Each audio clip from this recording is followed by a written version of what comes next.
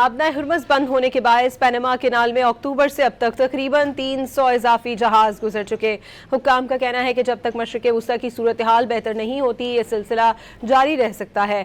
आबनाए Hormuz बंद होने के बायस बहुत से तिजारती जहाज अब ईरान के करीब वाले रास्ते के बजाय पनामा कैनाल इस्तेमाल कर रहे हैं।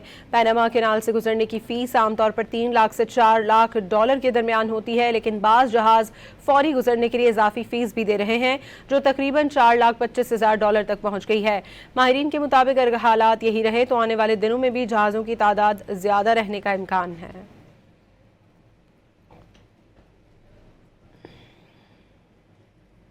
आबनाए हुर्मुज़ बंद होने के बायस पनामा कैनाल में अक्टूबर से अब तक तकरीबन 300 इजाफी जहाज गुजर चुके।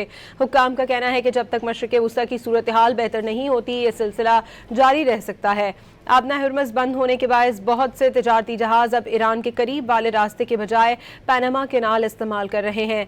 पनामा कैनाल से गुजरने की फीस आमतौर पर 3 लाख से 4 लाख डॉलर के दरमियान होती है, लेकिन बाज़ जहाज फौरी गुजरने के लिए इजाफी फीस भी दे रहे हैं जो तकरीबन 4,25,000 डॉलर तक पहुंच गई है।